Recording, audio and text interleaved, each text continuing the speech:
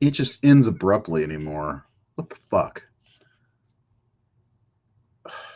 Happy Valentine's Day, motherfuckers. Anyway,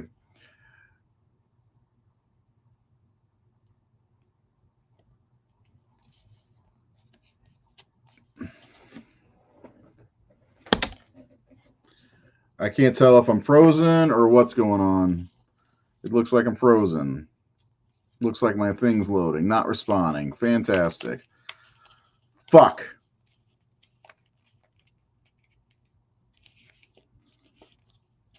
Okay, is it working now? It's like I don't know if everything froze or what. I have an old computer. I need to get a new computer.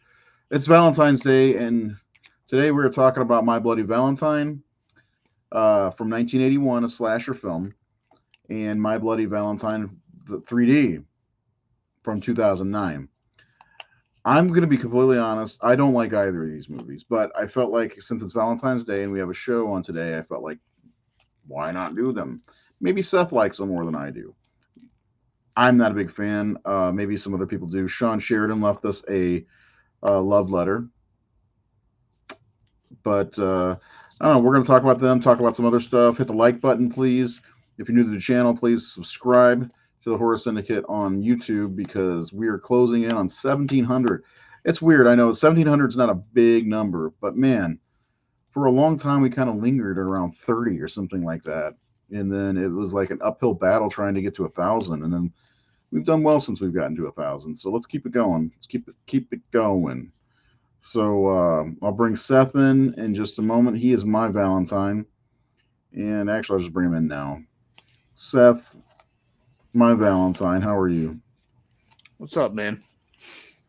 Did you get to spend some time with your real Valentine today? I did. Yeah, we went out to dinner. It was Oh, nice. what'd you eat? We went to this Asian restaurant that we like going to. It's Okay, got good food, good service, really fast, really friendly people. So, that's cool. yep. I'm glad you got to spend some time with Amber. She seems like good people if she has to put up with you. So I kid, I joke. Did you guys exchange gifts or anything like that? Yep, he went mute. Cool. Anyway, here let's take a look and see what Sean has to say. 2.5 out of 5 for 1981. We will be doing our slash scores as usual. If you're new to the slash score concept, Seth and I have 10 categories, and we rate them on a scale of 1 to 10. 10, of course, being the highest, and we take all those numbers, add them together, and that's how we get our average percentage. We also have the percentage from the Horror Syndicate followers on Facebook. If you're not familiar with that, you should hit the like button and go to Facebook, and we do these 5-star ratings, and you can rate 1 to 5 using an emoji. And I come up with the average, and that's how we average out the scores. I think that score is fine, Sean. Most things I watch are around 2.5 or 3 out. Oh yeah, you're right. Yeah, I see that. Um, I changed my score to 3 out of 5. So, Seth, are you there? Yeah. Sean, did you see our last episode on Discourse? He actually sat through all the Hellraiser movies. Oh, did he? Yeah, he's still here so far. What a trooper. Um, yeah, he's a trooper. I saw this movie, My Bloody Valentine's Day 3D on Tubi, and it was crazy. The parts, there's a lady running around naked. Good stuff. Not a fan of the original, but I think the remake is really good. Need to rewatch it though. Um, I get whoa, those are big scores. Uh, the 3D film is on Tubi.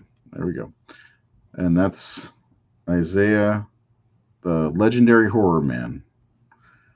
Okay, so Seth, I'm gonna come right out and say it. I think My Bloody Valentine is extremely boring, predictable, with a love triangle that's extremely uninspired. I'm not a fan. I just think it's okay. I said it before we got on. The 1981 slasher boom just wasn't great for me. I like slasher movies for the most part. This one's just kind of meh. And I know Nate hates that, but that's what this one is to me. Like the problem, they're very similar in very many respects. There's a dance, there's a masked man killing. It's just like people were trying to copy Halloween and Friday the 13th lead and doing a poor job. So let me get your impressions on the 1981 version of My Bloody Valentine, if you don't mind. Yeah, so like I told you earlier, it's been a while since I've seen either of these movies. Because honestly, I thought for some reason I had in my mind that we were doing a Curse of or Cult of Chucky tonight, so I That'd didn't be get nice. the I didn't rewatch them, and I had perfect opportunity to last night. I watched 3 superhero films last night. Yeah, that's better. Yeah. Um. So just going based off memory, I like the original. I don't overly love it. It's again, I haven't seen it in years. Um, for me, it's kind of like on par with like Terror Train, which I know you don't like that one either. Um, but I kind of feel similarly about My Bloody Valentine, the original, and the original Terror Train.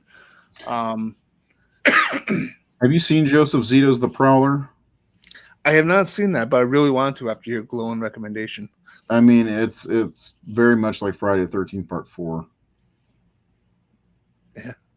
Joseph Zito's a one trick pony. Yeah, exactly. Go ahead. Sorry.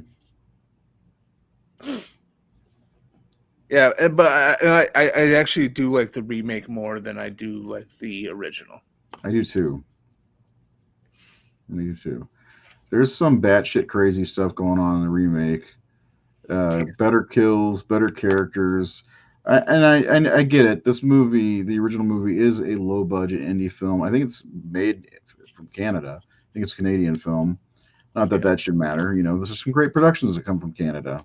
The Arrowverse was all from Canada, basically. yeah, Um, of course, years later. But I don't know. Whoa, puberty today. I don't know. I just never connected with this one myself. I think Harry Warden looks cool, the character himself, and there's kind of a legend a little bit, but like some of it's just bullshit. And like I don't know, it just didn't do anything for me. Like I remember seeing it younger, for instance, and then when I started the Horror Syndicate back in 2016, coming up on the 8th birthday, what are you guys getting us?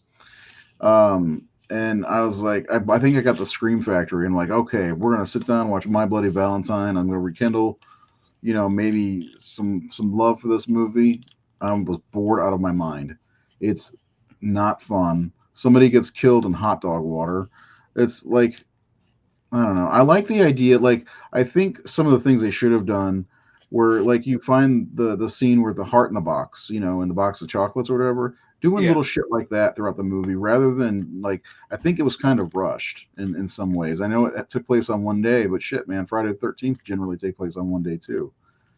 But like, little things here and there, instead of having a giant group of people stuck in a fucking mine shaft, it's just I don't know. I just never liked this one and I don't think that'll change. Uh we'll get to the remake in just a moment, but yeah, Jensen was good in that. yeah, yeah. I I have have it on. I have both of these films on I DVD. I do too. I have both of them, and I think they are pretty much good for the collection. They're kind of like these films that people know about, and I think they should be. And I do believe the Prowler is. I just think the Prowler is just as boring as this one is. I actually would say the Prowler is better than My Bloody Valentine. You might like it better than me because you know me. I'm hard on movies. Not as hard as Sean. I know it's Valentine's Day, but why do a show on a movie you don't like? Because it's Valentine's Day. You answer your own question. I mean, we did a show on New Year's Evil. That movie's not very good.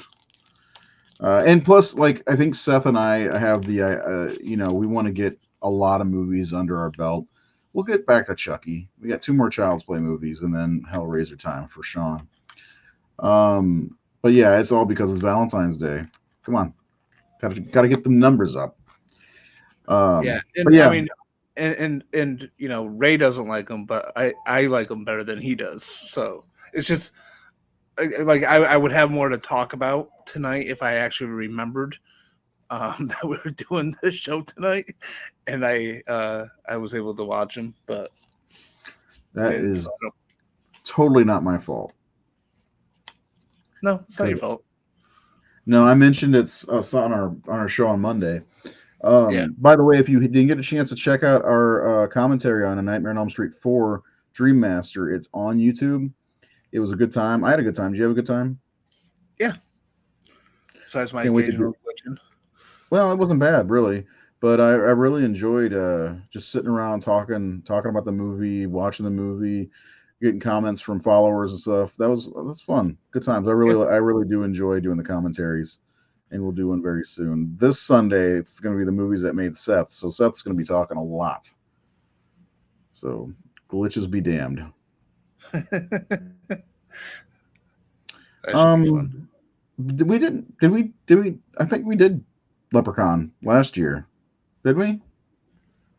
I don't think we did, but maybe we'll have to take a look through the old YouTube. Thank But if we you. did the original Leprechaun, we should do Leprechaun 2. Never. I like Leprechaun 2. I think it's better than the first. Oh wait, which one was the boob with the air pump? Is that the third Uh, one? that was the third one. That was one in Okay, Vegas. then I maybe a two. Maybe we can do two. It depends on what day it falls on. Because last year I think it fell on the day that we did the show, and that's why we did Leprechaun. Like if our show falls on the 16th or something like that, we're not gonna bother. That's why we're doing My Bloody Valentine because today is Valentine's Day.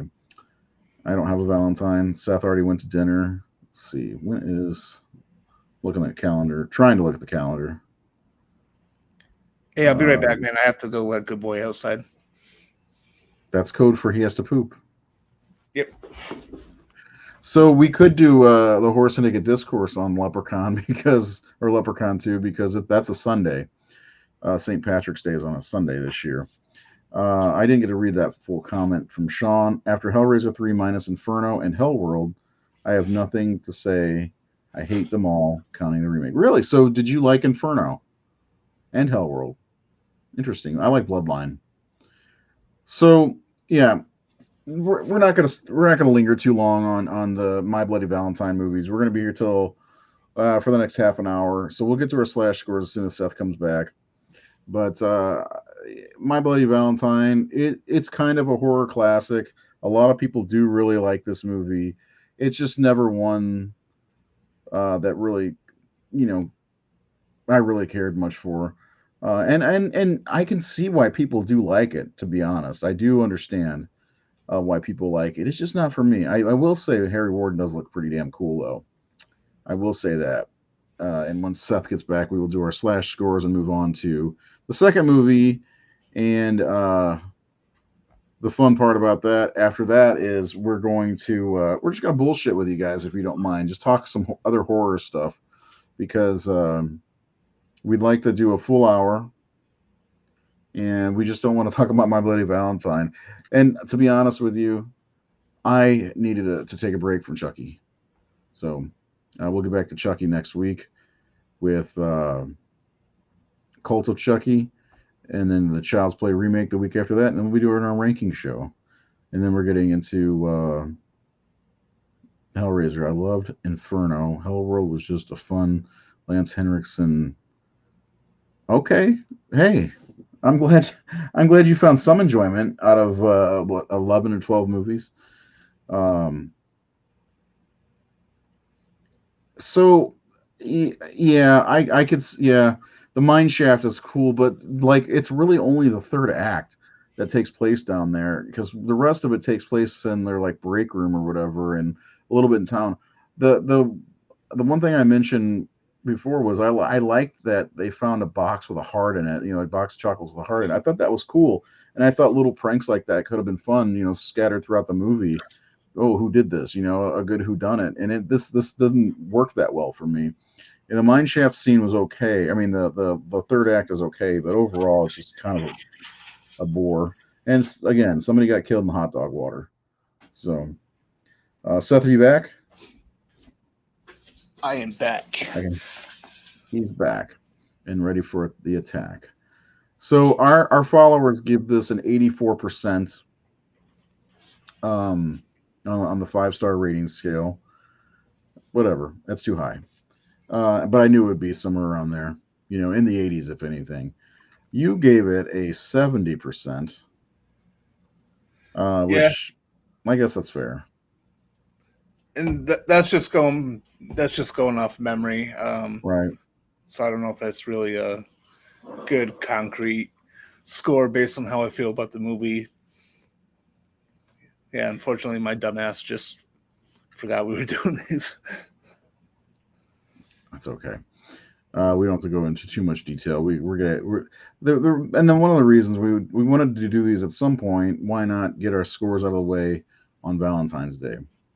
Oh, it rhymed. I gave it a 60%, which is me being generous because it's shot well. I don't care for the score though. The actors are awful.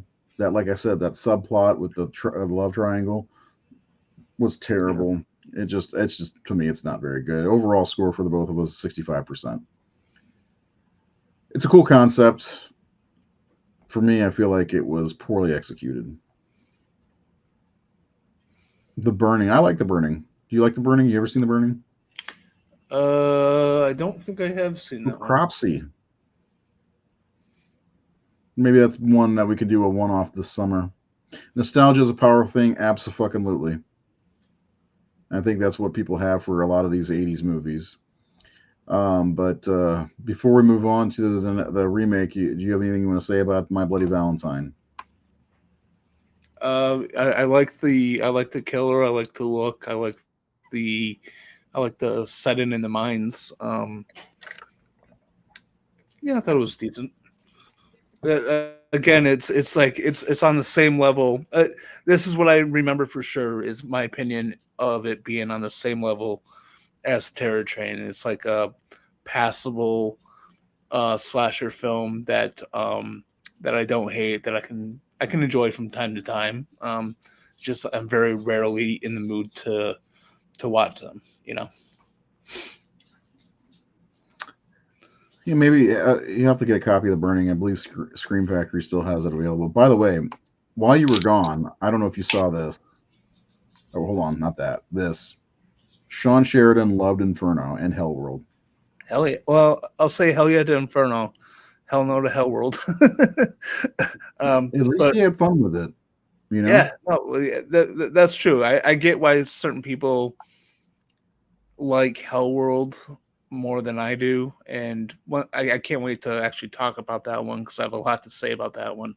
But Sean, I am proud of you, buddy, for I'm proud loving. that he sat through them all. And fast. He got through them pretty fast. Yeah, So I'm gonna watch them one at a time. Except I don't really think I feel the need to see one and two, and maybe even three again because I've seen them so many times. But Bloodline, Inferno, all I'm gonna rewatch all of them before we do the show. That way, I can give you a great 10% for each one.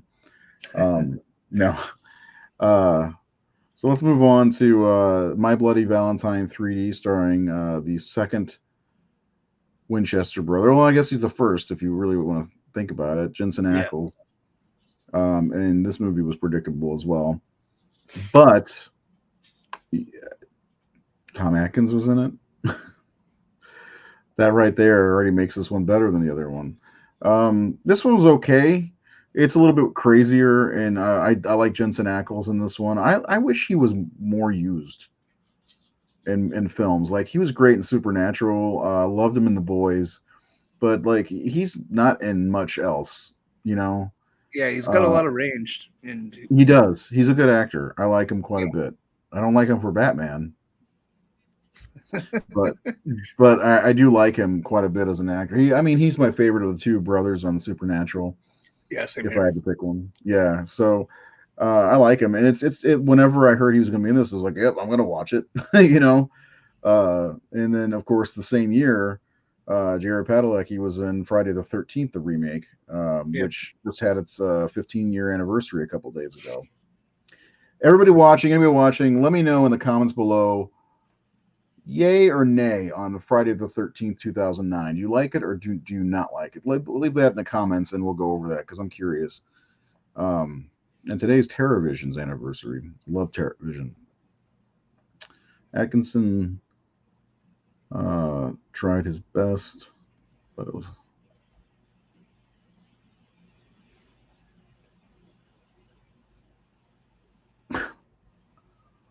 So, what about you? What are your thoughts on My Bloody Valentine '09 So 3D? I remember this one a lot more than I do the original. Um, I think this one's a lot of fun. I think Mm-hmm. it's directed by Patrick Lucier and Mm-hmm. written by Todd Farmer. And Your boy. I wouldn't say my boy, I know, I uh, know. but he's at least better than Scott Teams. Anyway, There's a Scott Teams reference for the night. yeah, no, but I think this one is actually quite a bit of fun. You know, it, I guess it is a little predictable to a certain extent, but I don't know. I kind of like the cast. I like the way this movie was shot. It was like this was like kind of like I don't know. I don't know if you got this impression too.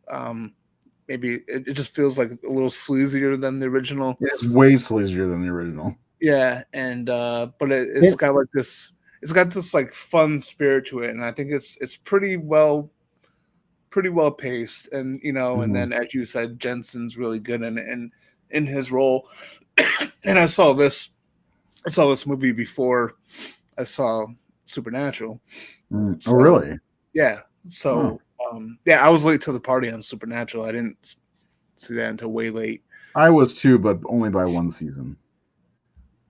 Yeah, I think I was shit. By the time I started, I think they were on like season like 8 or 9.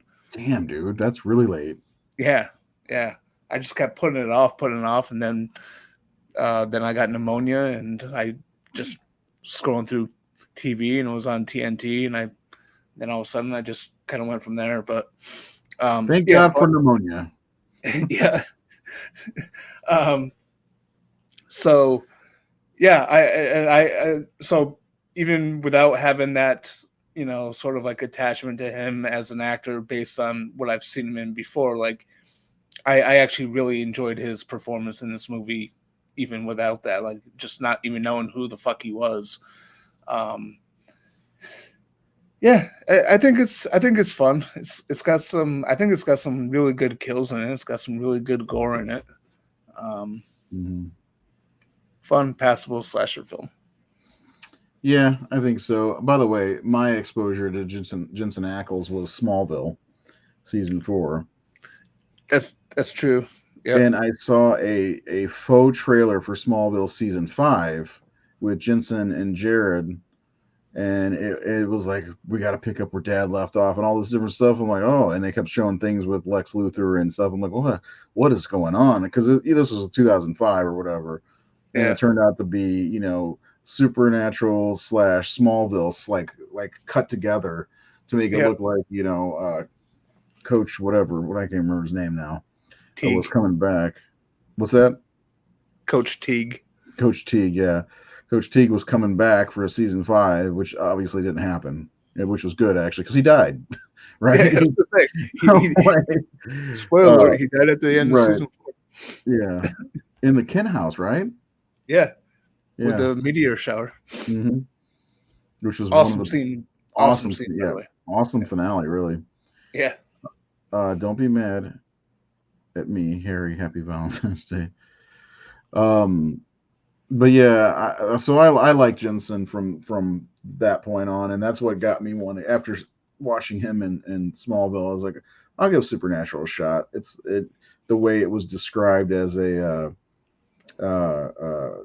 different horror movie every week. I was like, that sounds awesome, and it is. It's an awesome show. So whenever this came out, yeah, I was looking forward to it. Tom Atkins is in it, and yeah, this is sleazy. It's got some crazy points. They really do try hard to uh, go with misdirection in this one because the ending and the killer, and I'm not going to spoil it, is obvious from the beginning. Yeah. But overall, I do like this one better. It's still not that great, but I think 28 years later or whatever it is, they did a better job than what they did in 1981. And I feel like honestly, and if I'm wrong in saying that, if there was no uh, bring back super, that's not going to happen more than likely. I haven't heard from either of the other two people. Have you? No. No, it'd be Seth by himself. Um, really, that's interesting. But Really? I I feel like if this movie came out by itself in 2009, no 1981 film, I think this would be a little bit better, higher on the list. A little bit higher score, maybe a little bit more well regarded. But that's just me. I do like I do like it, one of the things I like about the remake as well. I think um, I kind of like the Harry Warden style story a lot better. Mhm. I think they handled it a little bit They better. did, yeah, for sure. They did, and plus it didn't take place right on Valentine's Day, and they had to cram everything together. They Yeah. gave it a little bit of time to breathe, a little bit more intrigue, a little bit more mystery. Hmm. Even though it was obvious, it's still like they did a little bit more. Seth by himself was perfect. You guys can talk about Pink Kryptonite, best horror TV series ever. Freddy's Nightmares, no. Tales from the Crypt probably, but I would say Supernatural kind of qualifies for horror TV series. Um, if The Walking Dead does, I mean, Yeah. it's just a drama with zombies in it. Um, yeah, I mean, it is. But Yeah. anyway, yeah. So, is there anything else you want to say, or can we go to scores? Well, let's just go to scores. So, the Horror Syndicate followers gave it a 76%. There's a beautiful man right there. Oh, so the followers don't like it as much as the original, huh? No. Hmm. Well, again, and I can't remember who said it, but somebody said nostalgia is a powerful thing, Oh, and they're that's right. right. Sean said that. Yeah. Yeah, and if you think like 1981's movie, oh, it's a good one. No, it's not. I'm sorry, it's boring. It's not that good. It's not even that well shot or acted. I'm going my score first on this one. I gave it a 63%. I think this was a better movie overall. I think Harry Warden looked cooler. There's better performances. There was time to breathe between things happening. It wasn't all in one night. It's jammed together. They did some of the things I thought they should have done in the original. Um, but I like this one much better. You gave it a 73. Yep. Yeah. Same deal. Like I said, I think it's just for me, it's more of a fun movie. Um, and like you said, I think the acting's better in it. I think it improves on Harry's story and that whole storyline. And yeah, I dig it. I think it's got some fun kills too. I mean, that one scene with the chick in the motel is certainly Yeah, memorable. Joran. Yeah, that's true. Oh Yeah, yeah, yeah, exactly. Yeah, yeah, I didn't even see his comment. yeah. It is memorable. When I first saw it, I was like, "Holy shit!" Like I didn't expect that to happen at all. Yeah. And then our combined score is a 68. By the way, there you Good job, buddy. go. Thanks. I couldn't cut my head out, just the head. So I had like the torso, part of the torso, the upper torso, Yeah, but it works, right? yeah, Something it coming to get works. me. Yeah. And I looked for that image of me for like a half an hour trying to figure out a way to make it work, and I couldn't make it work. But anyway, I like it. That's fucking hilarious. Yeah, and that's the picture you posted today, by the way. Yeah, You look very content chasing me. Yeah. Just saying. Anyway, yeah. So I agree. The OG isn't great. It's a great idea. I don't know what went wrong with that movie. There's seen things I think that could have made it great, but I think the sequel did it better. I mean, the remake did it better, and people won't give it credit because it's an original and blah blah blah, whatever. So we gave the original a 65%. So we do between the Seth and I. I mean, his score for the original is a 70%, and his score for the 3D film is 73%. My score for the original is 60%. This is actually kind of interesting. My, Oh yeah. and then 65, and then 68. So we like it 3% better than the original. So there you go. And that's oh. Oh no, I hit the wrong button. What you do? Just gonna try to load something. I Oh, hit the add image button, and now it's gonna take forever to load, and I'll probably get frozen or something like that. Um, son of a bitch. Don't forget. Hopefully this. God damn it. Do you hear that? Bloom. There it yeah. goes. My computer's getting so old, man. 10 freaking years old. Don't forget, on Wednesday next week, we will be finishing off the original Chucky saga. Well, except for the show, with Cult of Chucky. So be here at 8 p.m. Central, 9 p.m. on the East Coast, and what the hell, 6 p.m. on the West Coast. And Sean, I have no fucking clue what time it will be for you. Um, I 3 o'clock in the morning, maybe. I think you're 5 hours ahead. And then we'll do the remake the day after that. And then on Sunday, come back for the Horror Syndicate Discourse, where Seth goes through some of the movies that made him the fan he is today. And it's probably just going to be another John Carpenter episode. I'm almost certain of it. Oh man! But now that we're done with that, we're going to talk about. We're going to just do a Ask Us Anything segment. How about that, Seth? Anybody who's watching us right now can ask us anything, a question in the comments, and we will both answer to our best knowledge or our opinion. Just like this. Have you guys are doing something about with Universal, RKO, or Hammer? I think that so we talked about doing Universal films. I think next or this October, right? Didn't we say something like that? Well, we not this past October, but the October before. 2022, I think. Yeah, Yeah, we went through a lot of the Universal films. that was on Discourse. This is totally different. Oh, that's true. That's true. Yeah, Actually, I keep forgetting that we have two shows. yeah. I'm very forgetful. Old age is catching up with me. Old age or marijuana, one of the two. Probably Uh, both. no, first of all, I would love to do Hammer because we have talked about doing. We were going to do Hammer this past October on the Discourse show, but then Nate dropped out because he was in a play. He was in Dr. Jekyll and Mr. Hyde, and that ran all of October, September, and October.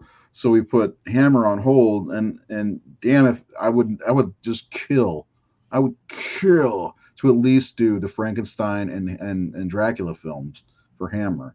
I We mean, we should. could do, there's, I mean, we wouldn't have to do full shows for all of them, but like we could do the Horror of Dracula full episode, the Curse of Frankenstein full episode, and then double up other ones. You know what I'm saying? Because Yeah. I love those movies. I put a matter of fact, not too long ago, I did a ranking of the, uh, well, just the Peter Cushing Frankenstein movies on the horrorsyndicate.com. So check that out if you get a chance. And then I do have a ranking of the all of the Dracula films with Christopher Lee from Hammer. I'm a big Hammer fan. Seth loves Hammer. Let's do it. Let's get this on the schedule. I'm in. Sounds good to me. I would love to talk about the Frankenstein films, especially. And we are, well, I mean, what we could do if you really wanted to, we could do like a Frankenstein month and do 2 weeks dedicated to Peter Cushing and 2 weeks dedicated to Karloff.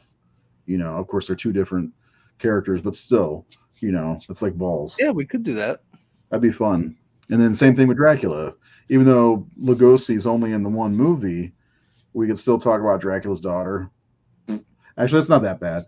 And then Son of Dracula, which I actually like with Lon Chaney Jr. So, I mean, that'd be fun. I would love to do some older stuff. The biggest reason we don't go back to the older stuff is because nobody seems to give a shit, unfortunately. I do.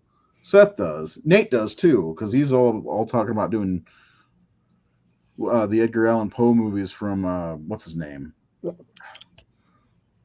can't remember the producer, Roger Corman. Oh yeah, Uh, yep. yeah, which I'd love to do because there's some good movies in there. I'm excited to check out My Bloody Valentine comic book that's happening this year. I didn't know that was happening. First three films in 3 years. I have not watched. So I haven't seen Valentine in a long time. 2 in the morning. Okay, I'm an adult too, my friend. Even if I have to get up at 6:30 in the morning. The original, I give it a 70. The remake, an 80. So I think our viewers here like the remake a little bit better. So, hmm, hmm. What is your favorite John Hughes movie? The Breakfast Club. I'm assuming that's his movie. Do you have a favorite John Hughes movie? Um,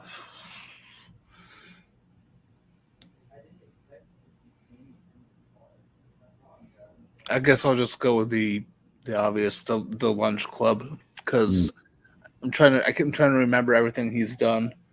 Did he direct Christmas Vacation or did he just write No, it? I think he just wrote it. Pretty in Pink, 16 Candles, I think. There's a bunch of them. Um, I like John Hughes though. The stuff, all that '80s Brat Pack stuff's pretty good in my opinion. Do you like the Leprechaun movies? Being from Ireland, it's kind of my backyard. No, I don't. Seth May. I I I grew up with the Leprechaun movies like since I was a wee lad. Um, Nice. I used to especially love the first three, and Mm, then some years back I got the Blu-ray set, the yeah, collection, I have that too. and I started going through them. Actually, this was before I started the Horror Syndicate, the podcast and thing, because I remember I did a like a little practice video on my Facebook Live, and I talked about the Leprechaun movies, and yeah, like part three has not aged well at all. It's kind of ridiculous. I like the first one. I I don't think really any like. of them aged well. I like the first one. I like the second one a lot. Uh, I did a thing called Soul Torture Saturday one weekend where I just got hammered and I watched Leprechaun in Space and Leprechaun in the Hood back to Oh my back. god. And about 3 seconds into In Space, I was like, "What the fuck am I doing?" But I pushed through. I'm a trooper. um, and then I haven't seen Back to the Hood. I haven't seen the Origins movie. I heard that has nothing really to do with the series. It's just they just took the title. Hmm. I did like Leprechaun Returns though. I Mm. thought that was fun. It was dumb fun. It was from the same guys that made The Void. Um, Oh, I love that movie. yeah, and it's a direct sequel to the original, so it was like kind of Oh, so cool. they skipped over everything. Yeah, I know you normally hate that, but you with the Leprechaun, you might actually kind of dig that. I stopped when after the first Hood movie. So, have you ever? I have seen both Waxwork movies. I do like them both. They're good fun. Have you seen Waxwork? I saw the first one, I think back when I was a teenager, but I don't remember shit about it. Billy from Gremlins is the star, and it's really strange because he's like the stuck-up prick type of guy. By the end of the movie, he's not. He's more like Billy from Gremlins. Good movies. They're fun. They're total fun. I want to go back to this. Nick Cage is my Dracula.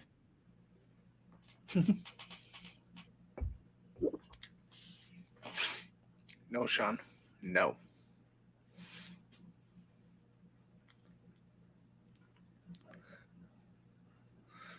So Ray must have disconnected his thing.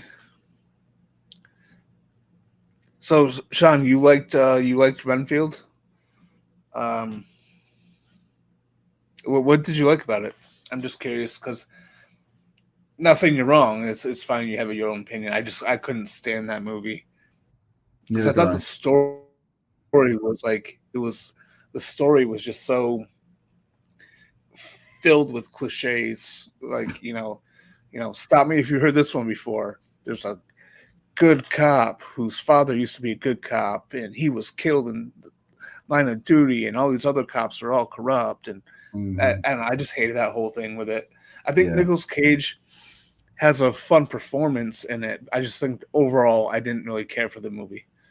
I think I'd like to see Nicolas Cage do a like a serious Dracula. I think that'd be a lot of fun. Like, I did like that scene in the beginning though when they recreated yeah, I the love scene that. Yeah, from that was fantastic. 31. Yeah. Hmm. I've never seen that still. Beta. As far as go back to the Argento, I have not seen that yet. I saw it on Shutter. It's on my things to do. I've been so busy lately with.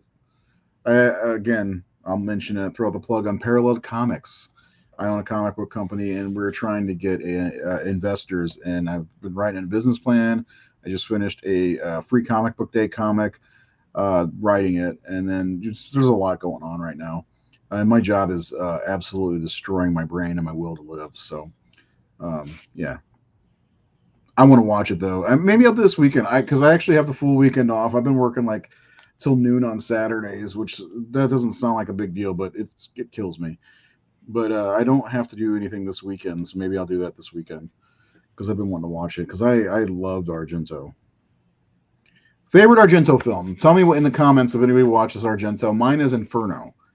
I do, and I also think Deep Red is his best film. I like Renfield in Dracula Dead and loving it. It's hilarious. Didn't see the movie from last year. The trailer didn't appeal to me. Yeah, the trailer did nothing for me.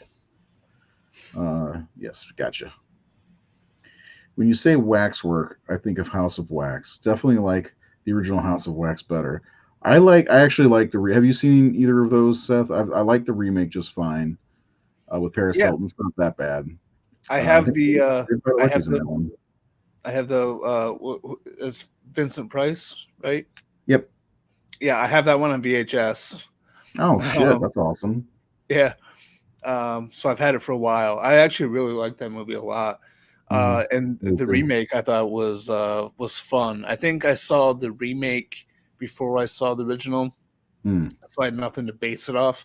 And Right. I just thought it was kind of like a fun throwback slasher. Yeah, it is. It definitely. I think they're very different though, if I'm Oh, remembering totally correctly. different. Yeah, Yeah. totally different film. That's something I wonder if Nate would want to do a show on. Is the old House of Wax from the 50s. It wasn't quite what I was hoping it would be, but it's worth checking out. Okay, I definitely want Panico. I definitely want to check that out because there's a documentary called All the Colors of a Giallo that I really want to watch, but it's all on Italian and it's hard it's hard to watch it even though there are subtitles. But I'm a big fan of the 1970s Giallo movement. Edwidge Finnick is one of my favorites. I'm a big fan of Mario Bava. Always, I have been for a long time. Twitch of the Death Nerve, of course. Lisa and the Devil, um, or House of Exorcism, if you will. Black Sun, there's Black Sabbath. There are all kinds of great movies. Uh, Martino, Jesus, I can't think of his first name. Sergio Martino, love Sergio Martino. I'm Jared used to be the resident Italian horror film nut, but I think I have become that over the past couple of years. I've gone batshit wild crazy buying Italian horror films. The Red Queen Kills Seven Times is really good. Let's Scare Jessica to Death. There's a lot of good stuff. The night that Evelyn rose from the grave or came back from the grave, something like that. There's some good stuff in there. Oh, what's the one we did the show on, Seth? You remember the long title? Oh, Your vice is a locked room and only I have the key, something like that. yeah, something like that. That's a really good film. Yeah, that was a good one. What's your two's favorite non-Dracula vampire films? Mine's Near Dark. My favorite is Argento Deep Red. Yeah, that's good. Non-Dracula vampire film. Hmm. I go with Fright Night. Fright Night. I knew you were going to say Fright Night. I might be right there with you. I'm trying to think about it. Stakeland. Stakeland's fucking awesome. Yeah, I'm going with Stakeland. How about that? Probably Fright Night. Honestly, I don't know. There's a lot of Dracula movies, unfortunately, and fortunately. Yeah. There's nothing wrong with liking Suspiria. Suspiria is good. Visually it's stunning. First of all, it's got a phenomenal score, and I do think it's acted really well. And there's some great iconic moments. There's nothing wrong with liking Suspiria. It's just the Three Mothers. The thing that bothers me is I love the Three Mothers a lot, and the Mother of Tears came out in 2007. It's like, why did he make Tenebrae or however you say it, rather than finishing off the Three Mothers trilogy? Because you've got Suspiria, Inferno, and then the Mother of Tears. It's like that came way too late, and the Mother of Tears wasn't that bad for a 2007 film, but I loved Inferno. The score for Inferno was so good, and it's a mind bending kind of movie. I really love it. If you haven't seen Inferno, check it out. I haven't seen House of Wax OG, but I love the remake. Yeah, we're definitely going to have to put that out. I'm sure Nate will be excited. Yep, I love Italian horror. Over Nate? I don't know what that question is. Did I miss something? I don't recall. Refresh us, Stephen. Yes, refresh us. I just sent Nate a package.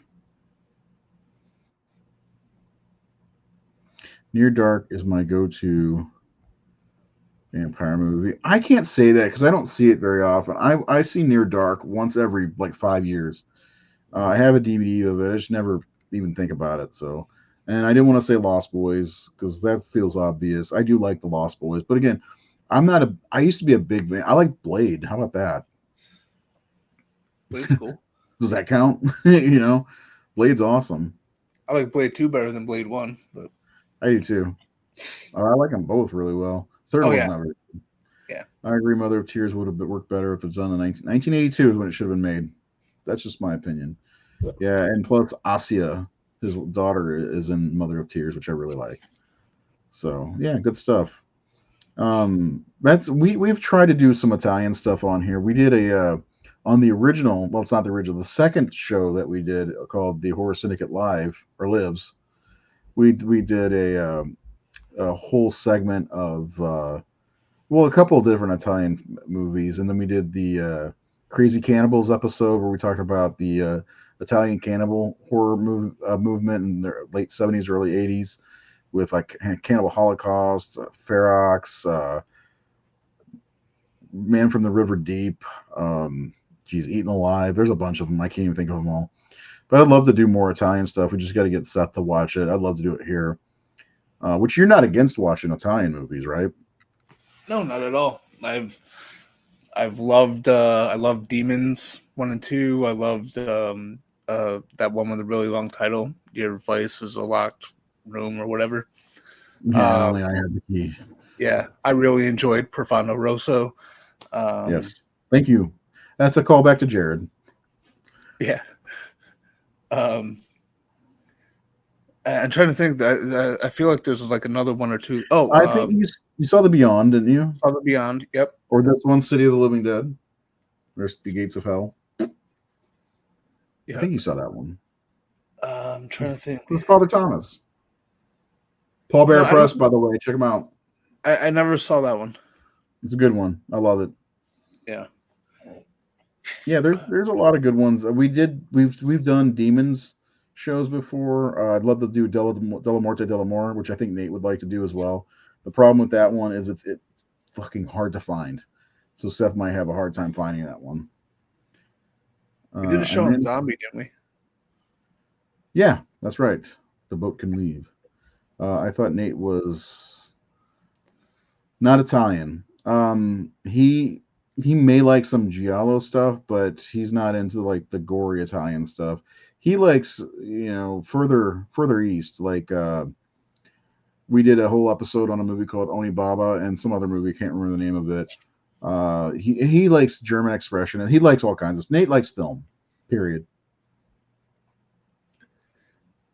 How about an episode about films made into franchise entries that were originally intended to be their own thing? American Psycho 2, Hills of Ice 3. American Psycho 2, I don't know. Cemetery Man, yes. Della Morte, Della More, yes. It's good stuff. It's a great movie, Seth. You'll like it. I have no thoughts on Japanese horror, honestly. Not a fan. Um, I could never get into it. I've seen The Ring, the original Grudge, whatever they called that. Just not for me. And what's that one that everybody about the girl audition? I've seen that one too. Not for me. What about you, Seth? I don't think I've seen a lot of Japanese horror. I've seen the American remakes of shit. Like The Ring, The Grudge. Yeah, Yeah, I mean visually. thought the Ring was okay. Yeah, I think Hated the visually, Grudge. Japanese horror has some creepy shit. Where is our Sunday? It's the Sunday. We've said that a lot in the last two episodes. Sunday. Yeah, Haha.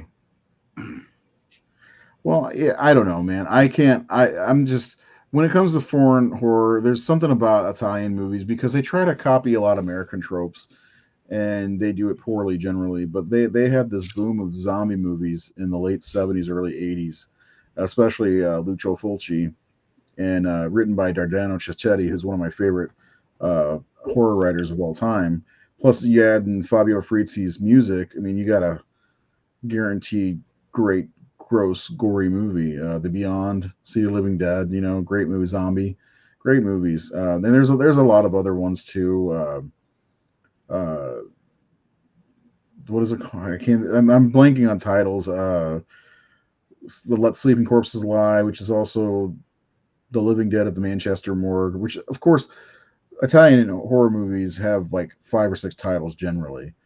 There's Anthropophagus, which is it's not a zombie movie. It's got auto cannibalism in it, which is crazy. It's also called The Grim Reaper. I think it's also called Zombies 7. So there's a lot of stuff. I'm a big fan of Italian horror though. Try Battle Royale. It's Hungry Games before Hunger Games. Okay. I've heard of that. Uh, Glad you made it home safe. Okay. Thank you. Not sure who they're talking to.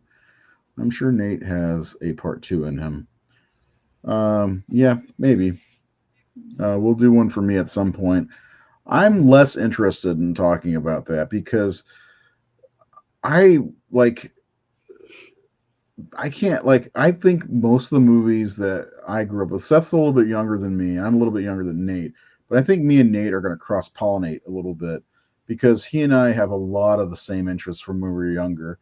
And Seth, I mean, even though it's what 1983, is that right? Yeah, You did grow up more in the '90s anyway, and seeing a yeah. lot more stuff in the '90s. And by that time, I was, I don't know. We'll see. I'm going to look at the Nate's breakdown and see what would qualify because also there's a lot of stuff I didn't see till I was older. So that's another problem. Like my favorite movie I didn't see till I was like 20. And then same thing with a lot of horror movies. I didn't different horror movies until I was much older. So, but we're only going to do one episode for each person. How about or how about an episode about the physical releases for blank films franchises being based on transfer audit, like judging them, like rank, like.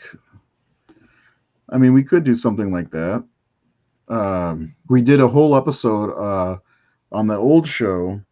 It was Scream Factory versus Arrow because I think Scream Factory and Arrow at the time that we did that show both released copies of Candyman, and so we decided to because that show, uh, the Horror Syndicate, THS Lives, all four of us were big movie collectors, and not saying you're not, Seth. Of course, I know you buy a lot of movies as well, but like Mike Lombardo, director for I'm Dreaming of White Doomsday, he was all about getting these rare imports and trying to find the bottom of the barrel type movies and stuff like that. And back then, Jared bought a lot more movies. He doesn't as much now, so I don't know. That might be fun. So what? Get Nate back? What do you mean get Nate back? He hasn't gone anywhere. He's only on the Sunday show. This show's different. This is me and Seth's show on that we do on Wednesdays. Nate hasn't gone anywhere. I can call him if you. Hey Nate, come on back. Nate hasn't gone anywhere. Nate, I don't think he's going to go anywhere. I believe he likes doing this show. What do you think, Seth? Do you think Nate likes doing the show? Yeah, I think so. The Blair Witch Project had the best media coverage for really one of the best, especially for its time, marketing campaigns ever. God, Seth, let me ask you, Seth, you were about 16 when that was released, right? Yeah. Do you remember that? Like getting on the internet and going to the website, with the evidence and, these three college kids were missing. I mean, that was awesome because I thought it was legit. They had missing posters and shit. Oh yeah, I remember the whole thing. Like everyone was so convinced that it was real. Hey, And Steven, I'm going to fucking ban you if you're serious. I'm not even fucking joking. That's fucking rude. Sorry, Seth. yeah. No, I was just gonna say with the Blair Witch. I remember that whole deal. Like the way it was like marketed was kind of brilliant because everyone bought into it. Yeah, I totally did because we went opening night to see it because the hype was real, and me and all my friends were like, yeah, we got to go see this. I mean, it's it was one of it's like an event movie.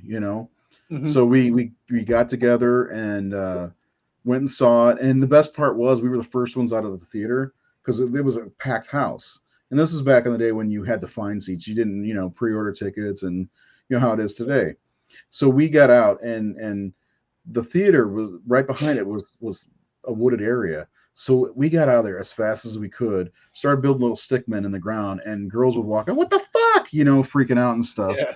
It was pretty awesome. But then the next day, I remember waking up and watching. I don't remember what I was watching. Something on some channel, and I saw Heather in a Steak and Shake commercial. I was like, oh, I guess it's not real.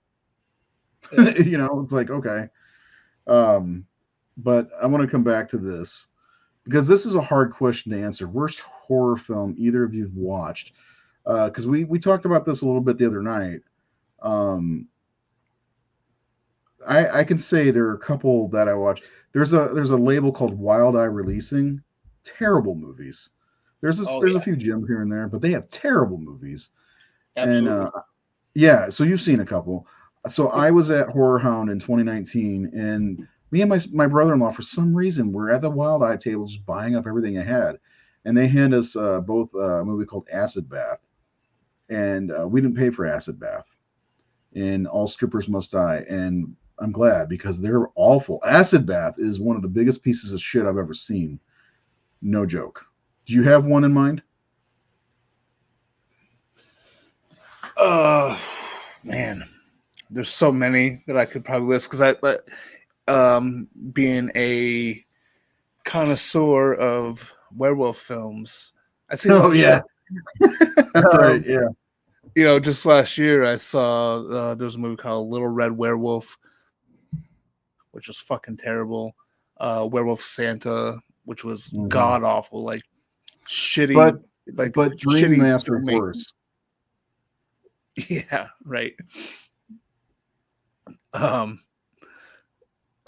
Jesus, Winnie the Pooh, Blood and Honey was god awful. Um, I'm just thinking just last year of what I've seen. And then there's Bone Hill Road. Hated that film. You Uh, hated Bone Hill Road. That's a Wild Eye movie. I didn't think that was too bad for a Wild Eye movie, anyway. I'll put it this way: the cover art is better than the movie. True. Um, True. Well, hold on. Here's one. I Here's just a I couldn't. question. Go ahead. Go Okay, go ahead. ahead. No, go ahead. I was gonna say, are you looking forward to Fede Alvarez's upcoming Alien movie? I'll watch anything that guy does. Absolutely. I'm a Yeah. fan of the Alien franchise. I'm a fan of that I filmmaker. still haven't seen the last one. Covenant. Covenant. Yeah.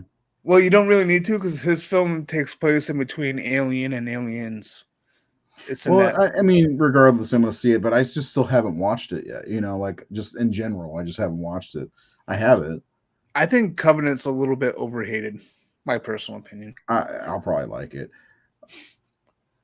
So I can't tell tone in text, and that's the second time you said that, and you're not the first person to say that. So I don't like that, being told that somebody else should take my job. I created the horror syndicate, just so you know, all by myself. This is my little playground, so I'm gonna do whatever I want. Oh yeah, there was that One, thing like a year ago where that one person was saying something about a I asked one new simple host. question, saying, "What can we do to make our show better for you to watch?" And somebody said, "Find a new host." That pissed me off. I'm Yeah. like, that's like, okay, I'll just go fuck off and die. Because like, I don't think I do a bad job. Do I? No. So why would we need a new host? If you want Nate to host, have him do something. He wants to do something on his own for the show, but it's like the Last of Us episodes or something like that. I'd love Nate to do something, but I'm not. I don't joke with that after being told twice by the same person and then some other guy saying talking shit. It's hard to say what the worst horror movie is that you've seen because there are so many. Um, Whoa, is that you? What's that? Was that you? What? Whatever that noise was. I think I suggested this before, but I think a ranking film franchise is based on poster or physical release covers. Just the posters. Yeah, that might be fun. Yeah, that could be neat. Yeah. So, are you a big collector, Jordan, as far as movie like physical media? Because physical media needs all of us.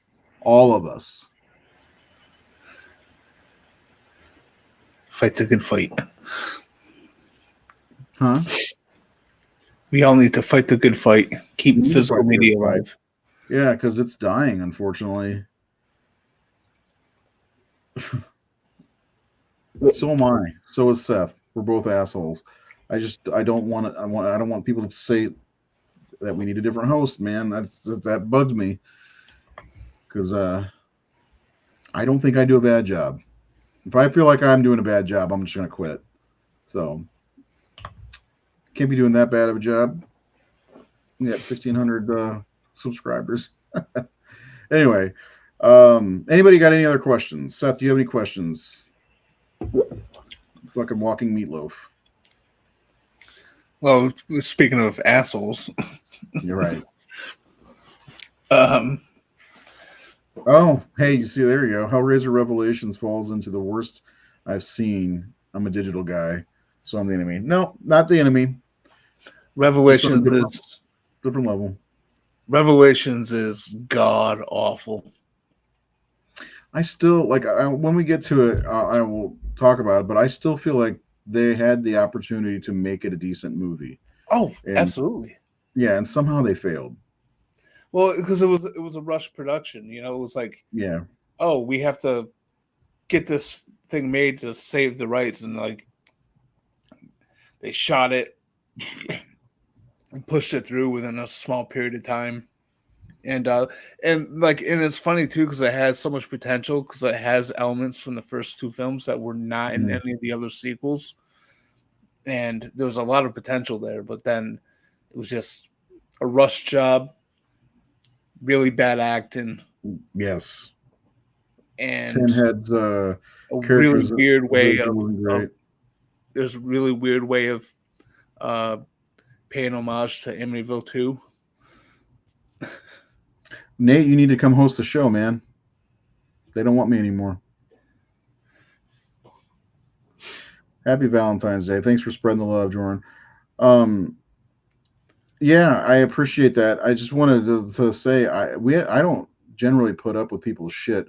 Like bullies, I've had to get rid of a lot of bullies when we changed our logo to the Pride logo because each and every one of us support everyone, really, right?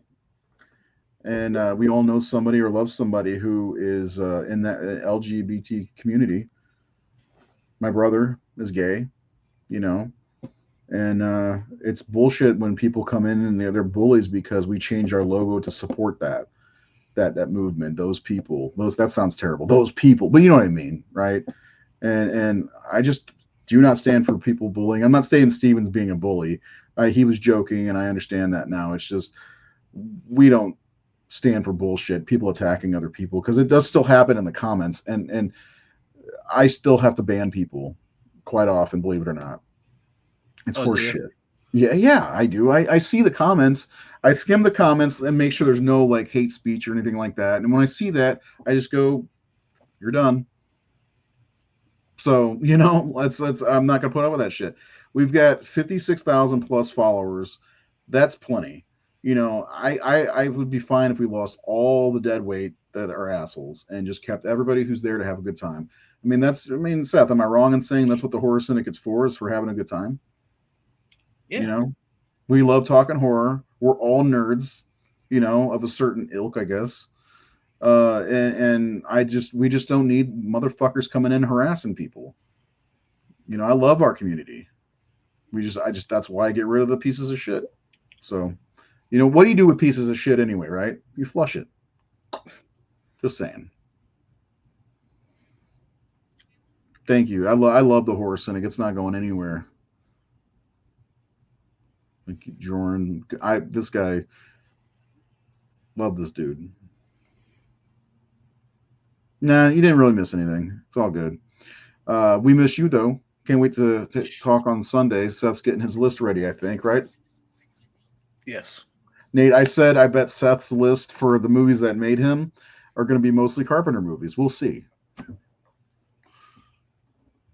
Seth, I seriously, if you pull some shit and say, well, the first movie that made me was John Carpenter's Halloween, then the next one was John Carpenter's The Fog, and just go past this filmography, I'm just going to shadow ban you. Because you don't want to hear the truth, man. Right. Yeah. Both my daughters are openly gay, and they both are in college on full scholarships, and they both love horror. Fantastic. Then they should like the Horror Syndicate if they're on social media, right? Huh? Yeah. There's so much hate on social media. It's nice, and that's kind of what we want to do. I mean, that's what the Horror Syndicate we like. I put up the 5-star things. I put up questions like, and we do this show. It's a getaway. I mean, that's what horror is. That's what film is. It's a getaway. It's not political. It's not racial, sexist, or sexual, or what. Well, horror can be sexual for sure. Lots of boobies and one dick in a sleepaway camp. No, there's probably a few dicks. You're forgetting about Hollow Man. Right. I'm glad you take that. I take them down when I see them. There's some may slide through the cracks, but I take down whatever I can. I don't know if you were around last year when we put up our Pride logo, but man, it caused a problem with a lot of people. It was some of the roughest days I've had to deal with because fuck that shit, man.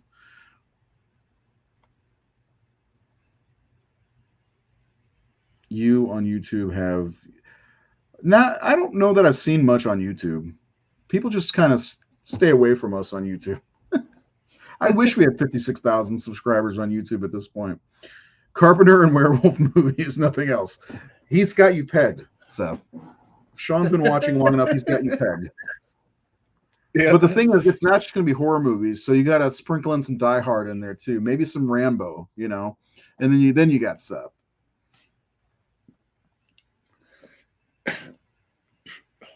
Seth can't do that. John didn't do any werewolf movies. And that's a goddamn shame. He should have. He did. That's right. That's right. That's true. He even did it with a vampire. That's my favorite vampire. John Carpenter's Vampires. Holy shit. I fucking love that movie. Did we do that episode? Mm-hmm. Well, not for this show. No, for okay. For the other one. Horror movie mask. I mean, a discourse. Yeah. Horror films are an escape from the true terror living in today's. True. Yeah, that's true. Very true. I've not seen that. I've heard good things. I do want to see it. Oh my god, that movie's fun. You saw it? Yeah. I want to see I've seen it a couple of times. That's got is that the movie, the Daniel Radcliffe, right? Yeah. It's fucking wild, man. It's fucking wild. And I still haven't seen Swiss Army Man. So yeah. Oh, yeah. And Guns Akimbo also has what's her name? Samara Weaving. Oh, I love her. Yep. I do. I actually really like Daniel Radcliffe quite a bit. And of course, the Harry Potter movies were the Harry Potter movies. But when I saw Horns, I was like all in on this guy. I'm like, he's a good actor. And then he was in another movie with Adam Driver, which I can never remember the title of it, but I think I like the movie. It shows clips from John Carpenter's The Thing, if I'm not mistaken. And then I think if he could beef up a little bit, I think he could be a decent Wolverine. Do you know much about the premise of Guns Akimbo? Is that the movie where he's got the guns like stuck to his hands? Yeah, that's all I know. Because that's all I know. He's like a programmer or something like that. Mm-hmm. But then like at night he just like he goes online and he starts trolling the trolls, and he runs his mouth to people, and that gets him in trouble. We'll just say that. Okay. Yeah, that's definitely going to be one I need to see. Yeah. Apparently has a great soundtrack as well. Yeah. Yeah. So if anybody have any other questions, we are closing in on the half past the hour. We do have a show on Sunday, the movies that made Seth, like we've been talking about. Also, check out the Rage of Razor channel, please. Seth and I are formulating a channel where we talk about superhero movies and action movies and all kinds of shit like that. We're gonna dig into the DC Universe movies from Batman 66. That's where we're starting. I decided. You have no say. And we're gonna do our slash scores, what we're calling the SRS, the superhero rating score. I think that's what I'm calling it. I think something like that. But we're going to go through and do what we do here and then do that with superhero movies because Seth and I are big fans of superhero movies. In fact, we've already talked about almost every Superman movie, but we're going to go back through them anyway. You know why? Because we can. Well, because we started that like 4 years ago? 2020.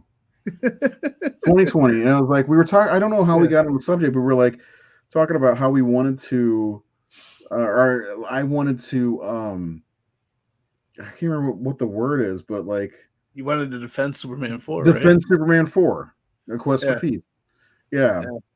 And that was the genesis of everything. And what we haven't done Superman 1 and Superman 2, right? Right. Okay, we've done all the other ones, I believe. But we're still going to circle back around to a Superman 3, underrated movie actually, and Superman 4, Quest for Peace, and Superman Returns, because it'll be by that point it might be 5 years since we've done those episodes. So I Yeah, think we it'll be just got to okay. get our asses in gear and do them. A reminder to what? To the Rage of Razor I think that's what YouTube he's talking channel? about. Is that what he's talking about? I think that's what he's talking about. Yeah. Okay. I was gonna say otherwise, every time we have a show, it'll be on the Facebook page as an event. I don't know why they do that, but every time I create the show on StreamYard, which is what we stream from, it creates an event on Facebook, and that's the reminder that we do. I can't go around reminding every single person, but do you think the Terminator OG is a horror film? Nathan does. Absolutely, I do. I don't. It's a sci-fi horror film, but I mean the way that it's shot, it's just there's a brutality to it. I think it's got a lot of action in it, but I think It's the got T8 some slasher tropes too. yeah I the get that. T800 is totally Mhm. like Jason Voorhees, like hunt you down no matter what. I love. I have a deep love for the original Terminator. I actually prefer the original over T2. I do too. I do too. See, but That's I have a problem. Like, and you guys know this about me. I have a problem putting that and Predator into the horror category. I don't know if it's because of Arnold Schwarzenegger. That might be the problem because he's known as this action star, and while Predator is a monster, technically it's an alien from outer space, and it's a monster. It's like, of course, that's a horror movie, but for some reason, I just can't bring myself to say yes. I think Predator is a horror movie, or yes, I think well, Terminator is a horror movie. But the other part of it is the rest of the franchise. The rest. It's like Alien is a horror movie to me. Aliens is not. It's like the rest of the right. franchise is so fucked up that it for me it affects the first movie. That's just the way my brain works because Alien 100% horror. Aliens, not really. Same thing with Terminator. I could see it as a horror movie, but T2 not even close. T3 no way. Salvation no way. None of them are horror movies. They're just action sci-fi movies, and that's probably why my brain works that way. Well, I mean, I can understand your point about Predator because I think there's a big chunk of that movie that takes place in the daylight and it's very very action heavy. I think that there's more of an action aesthetic to that film than there's a horror aesthetic. But if you watch the Terminator, the original, there's just the way that the film is shot and the way it's presented. There's a very horror vibe, I think, to it. The majority of that film takes place at night. There's a lot of I don't know. There's something about it that has a very horror vibe to it. It's very sci-fi horror. I would consider that more horror than say Predator. And I can see where you're coming from, absolutely. But in my brain, I can't get past that. Like, this is my horror room. Terminator is not in here, and it probably never will be. And I do own copies of it. Oddly, Predator is, but that's because of you guys got in my brain. Um, Well, don't blame me for that one because I, uh, I have mine separated as well. mhm. So I have all my horror on one big shelf thing, and where I have Predator, Aliens, the Terminator, RoboCop, and something else all on one shelf all together. So I do keep because like you said the majority of the Terminator series is straight action. Mhm. So that's where I kind of keep it. I just think though I think that the original Terminator has a very horror vibe to it. I totally can see that. I can. I'm not going to argue at all. Um, I think personally I like Terminator over T2, but I do think T2 is the better movie. Also, if that makes any sense. Well, T2 is well. I mean, let's face it. T2 is beautiful, right? It's like Yeah. it's so well shot. Like because like when Cameron made the first one, it was like independent filmmaking, pretty much shoestring budget. He actually had a budget. Like his filmmaking style was greatly improved. Like his action sequences were greatly improved. Like Mhm. T2 is like one of the most beautiful movies ever, and not to Yeah. mention like the effects in that movie are better than a lot of effects from like modern films, Hmm.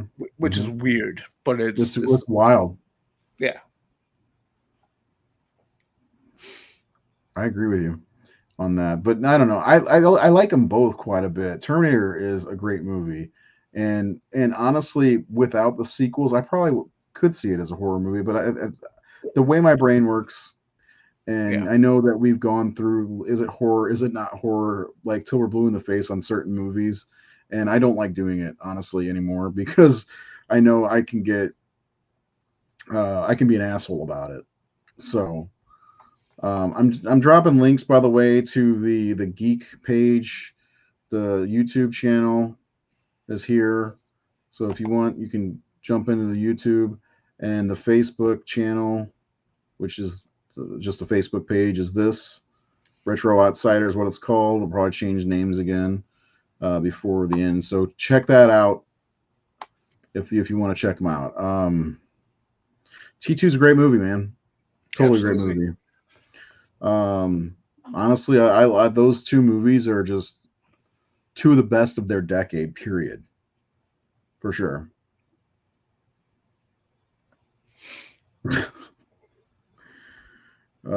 I don't have Sure. it. I don't have my film collection broken up into genre. They're all in alphabetical order. See, I can't do the alphabetical I order. can't. I can't either. Um, I tried, and I couldn't find anything. How stupid is that? like, and here's the thing with mine too. Here's how retarded mine is.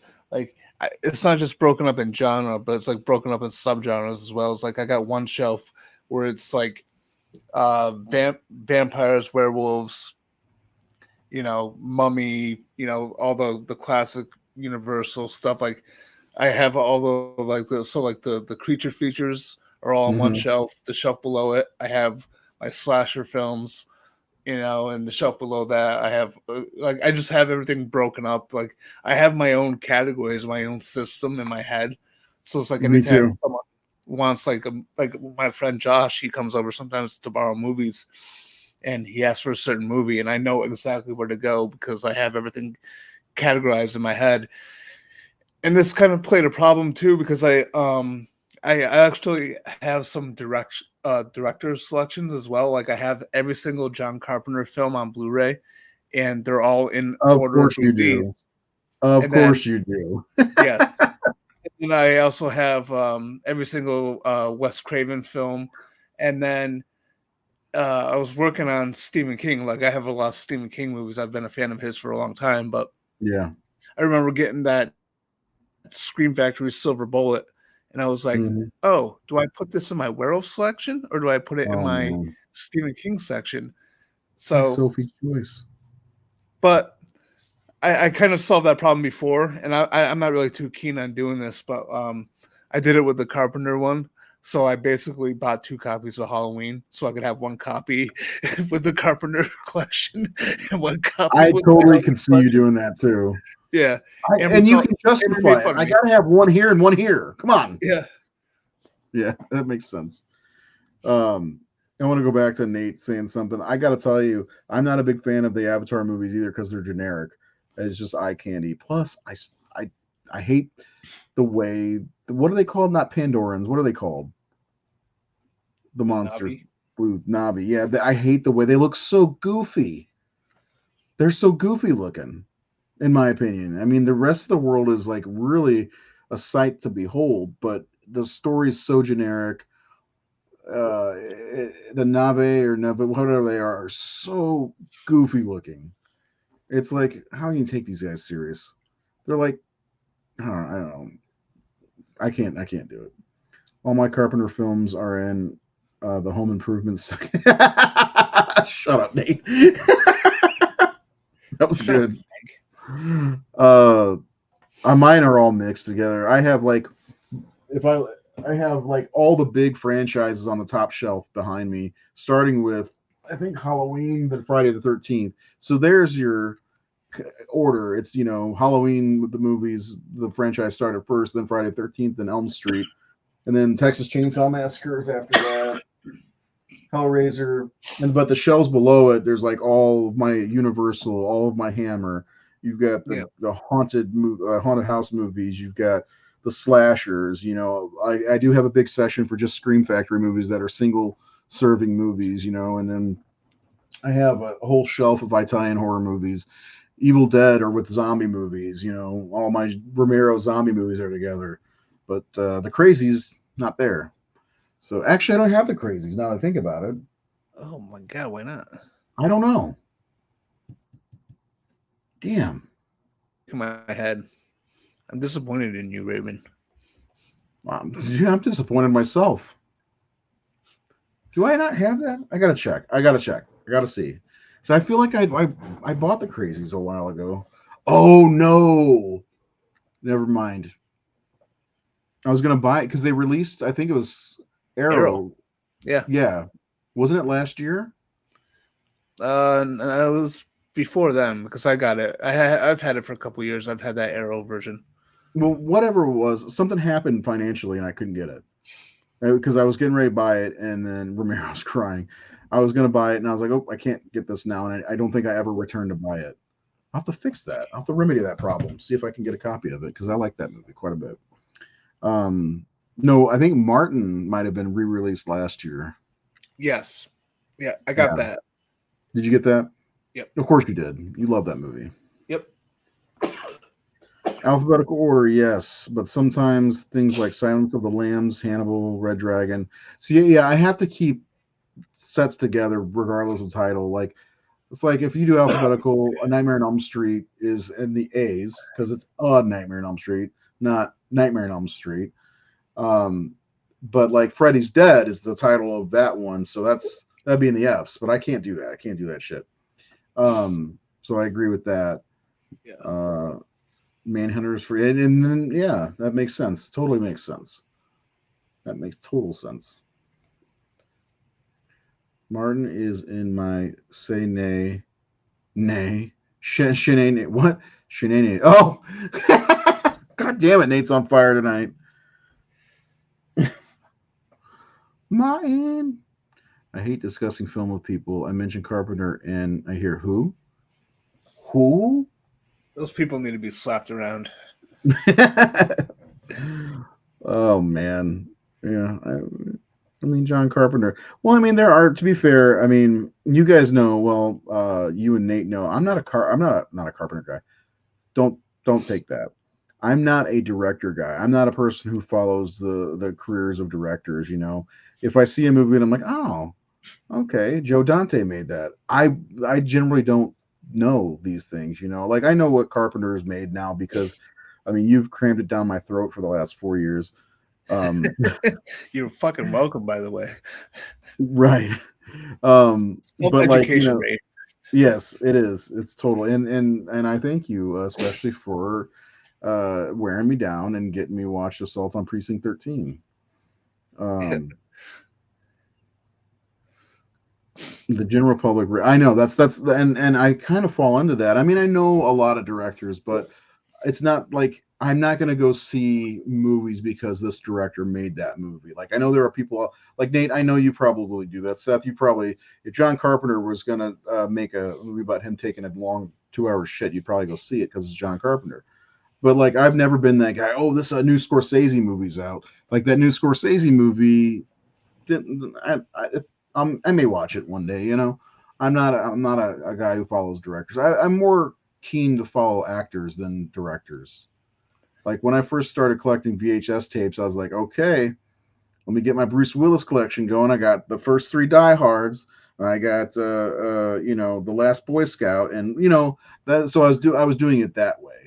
Arnold Schwarzenegger got Raw. What is it? Raw Deal? Is that what it's called? Commando. I got Batman and Robin, but I'm more keen on following the actors than I am directors. Well, it's certain directors for me, especially. It's like I've been over the last couple of years, especially like I mean, I've been fascinated with Alfred Hitchcock films since I was a teenager, and I've been trying to collect all of his films, and actually I've been trying to watch them all. I have a list that I made of all 52 52 or 53 films that Hitchcock has made. Were they the And new 52? the new, yes, smart No, ass. sorry. Yeah. And there's a couple that are lost forever that I'll never get to see. They're totally lost. But the Criterion Collection has put out like a boatload of his films on Blu-ray. So I've been going through and ordering films I haven't seen because they're Alfred Hitchcock's. I admire his style of film. So See, I've just never done that with directors. And Nate says directors and writers are the first thing that draws him. I couldn't name 5 writers, uh, screenplay, screenwriter, whatever they're called, screenwriters. I can name a couple, and one of them is Dardano Cicchetti. Like, I started noticing his name on all these Italian horror movies, and I'm like, I love these movies. But like David Goyer's one that I know, Scott Teems now because of you. Uh, I'm just saying, like, I don't, yeah, the writers. It's funny because I'm a comic book writer, and that's what attracted me to comics when I was growing up. Where, oh shit, such and such wrote this. Like Jeff Loeb was a big influence on me. Oh, Jeff Loeb wrote this. Yep, checking it out. You know what I'm saying? Like, that was the way it was. But for movies, I feel like sure the writers write these things, but I think a lot of times, and I could be wrong, it's a far cry from what they originally wrote. So that's why the writing. I don't know. I don't. I know David Goyer, who I don't like, and what's that guy? That guy that did the Batman versus Superman. Um, and he did one of the Star Wars movies, Rise of Skywalker, I think. yeah, Chris Terrio. Chris Terrio, who I thought was the same guy that was on some dancing show in the '70s, but I think that's Danny Terrio. Anyway, yeah, I don't know. It's never been my thing. Everybody's got their different thing. My buddies say that about me and my best friend when it comes to Tarantino. Now Tarantino is one you definitely have to follow. We'd watch him empty bottles or empty his bottles for 2 hours. Well, Tarantino is a great filmmaker. Period. I just showed my son a couple scenes from Kill Bill Volume One, the Crazy '88 scene, and the beginning, and he loves Django. And he's like that's Tarantino, isn't it? I was like, how'd you know? He's like, I don't know. It's the blood. I think it's the blood splatter and the Crazy '88 scene. But I think he's starting. So I got to show him. I get to show him Reservoir Dogs for the first time and Pulp Fiction for the first time. So it's going to be fun. To get to show him these Dogs movies. is my favorite of Tarantino. See, I'm weird when it comes to Tarantino. I like his movies quite a bit. The last one, Once Upon a Time in Hollywood, awesome movie. The Hateful Eight, awesome. All these movies are awesome. My favorite's Jackie Brown. There's nothing wrong with that. No, I know, but I don't know why. I would also say Django's probably number 2, but like it's. I don't think there's a wrong answer when it comes to saying my favorite Tarantino movie is. Well, I think Jackie Brown is incredibly not over. Whoa. Incredibly underrated and underseen. Yeah. And that's it's very right there. It's pretty damn close to the book. Minor differences here and there, but like Tarantino is like the perfect person to adapt Elmore Leonard, and he does such a great job with it. Well, so I saw that when I was 17 or 18, and I was not big into film back then. I just watched movies, and we'll talk about this when we come to my movies that made us. But like I saw Clerks, but I saw Mallrats first, and Mallrats, I was like, that's one of the fucking coolest movies I've ever seen. Yeah. Same with Dazed and Confused. Those are 2 movies I saw. I was like, holy shit, I fucking love them immediately, and I needed to watch them again. And Jackie Brown was the same way. When the credits rolled, I was like, that movie felt damn near perfect. I don't know what it was about it. Like, you ever get that feeling where you're watching a movie and you're, God damn it, that felt fucking perfect. Yeah. Like, there was nothing wrong with this movie. From start to finish, I loved every second of it. The actors, you know what I'm saying? Yeah. And you're sitting there thinking, yes, every Carpenter movie. So much of an artist's voice is in the DNA of the film. I was getting emotional there. So it's very likely that if I love a film, I'm probably gonna to at least like their other work. Well, and that's one thing with you guys that I will say I don't chase or follow directors, but I've noticed that since Discourse started, if I notice that this director made something, I'm more than likely going to try another one of their movies. That is one thing. I've grown. Reservoir Dogs changed my life. It can be held as the reason I became a filmmaker. And Clerks. Don't forget about Clerks. Clerks is another one that you've talked about as well. Inglorious Bastards. Excellent film. That Yeah. opening is so fucking good. Yes, it is. Love that movie. It's like Tarantino, and I like Tarantino a lot, and I think I poked fun at Nate a little bit about it, but he doesn't have a bad movie, in my No, opinion. no, not at And all. and and every time I walk away from his movies, I'm like, holy shit, that movie's good, start to finish. It's like that with him. What do you think is his worst movie, if there is a worst movie, or your least favorite? Let's say that. I don't know, maybe Kill Bill Volume 2, even though it's technically one movie. One movie, yeah. Um, but it's hard to say because I love Tarantino. I love his work. Um, I mean, fucking the last fucking half hour of Once Upon a Time in Hollywood. I love rewatching that whole sequence. Yeah, Tripped yeah. out, Brad Pitt throwing the can of dog food at that one chick from Scream 5. Mhm. Fucking hilarious. That's good stuff, man. I think Hateful Eight. I love Hateful Eight though, I especially love the Hateful Eight. opening. Hateful Eight's That's one great. of my favorites. That's one of my favorites. Is it? Yeah. Oh, it's Nate's least favorite. How about that? But it's but same thing. I love them all. There's not one bad movie in his filmography as far as directing goes. He's great. There's something about the Hateful Eight that just like it just grabbed me the first time I watched it, and like I was just like I like pulled in Four through the Rooms. entire thing. I don't know if Four Rooms counts, but I do like Four Rooms quite a bit. That was one of the ones that I saw because his name was on there.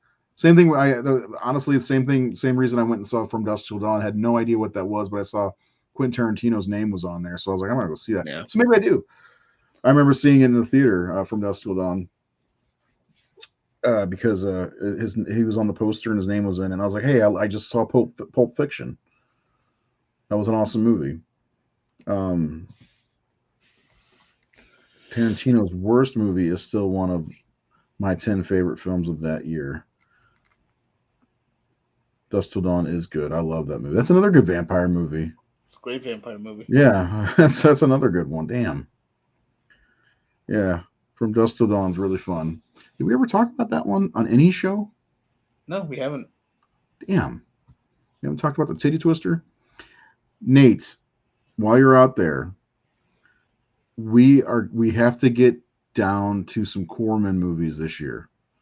We've been talking about it for like 3 years. Somebody mentioned House of Wax. I don't know if that's Corman or not, but it's uh, help me out, Seth. Can you his name? Vincent Price. So somebody kind of requested that we talk about that. So we're going to talk about that on Discourse at some point soon. I hope you're ready for that. House of Wax, the original, or the Price version. I don't know if there's one before that. Least favorite he directed, probably Kill Bill Volume 2. I like that one though. Hey Ray, I'll Four be right Rooms, back, man. okay, Four Rooms was a huge letdown. I only like the Rodriguez segment, and of course, well, Tim Roth is he's kind of a legend. So House of Wax isn't Corman, but we're going to talk about it. Oh, is it real? I didn't know that. It's your favorite Price film. I got to tell you, Nate, that movie based on The Last Man on Earth. Is that what it's called? Price. I watched it last year based on your recommendation. That's crawling up there. I've watched it a couple times since. I really like that movie. He does a lot on his own in that movie. House of Usher, Haunted Palace were great movies too. Yeah, we're getting some people that are following. So make sure you watch our Sunday show when we do these shows, because when we do these movies, because those are the episodes that we really kind of break these down and get into the guts of the movie. Nate being the filmmaker that he is, he really likes to kind of get into the way the film's made. We talk about the scoring, the acting, cinematography, all that good stuff. And I've heard from some of our viewers in the past that they've learned a lot from watching our discourse episodes. So please check out Sunday Night Discourse because we like to have good conversation, obviously, and we like to break down movies, and we have a good time doing it. And we're going to be doing more commentaries. I think that might be mine too, but I've only, to be fair, I've only seen the two, which is I Am Legend and Last Man on Earth. So I don't know that I've seen any of the other ones.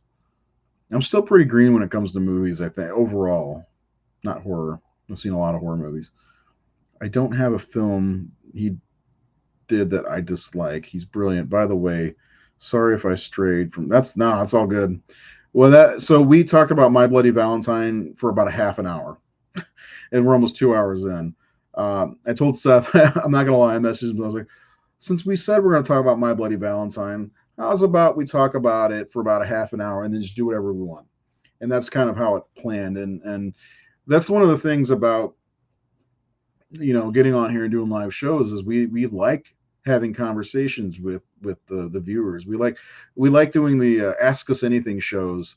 For some reason nobody shows up to those, but that way we can talk just like we're talking now, answer questions, ask you questions so you can answer them, and kind of do our thing that way because it's a lot of fun being able to interact with our followers, those who subscribe and like and follow, as long as you guys like me as a host. Oh, brought that back around. Oh, Jordan, sorry. The Sunday shows are a great way to wrap up the weekends before. Nice, I like that. I like to hear that.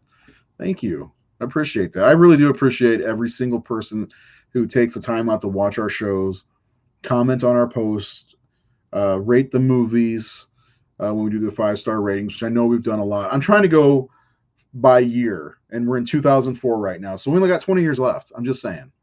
But yeah, I definitely 100% just respect and love everybody that follows and engages in our content.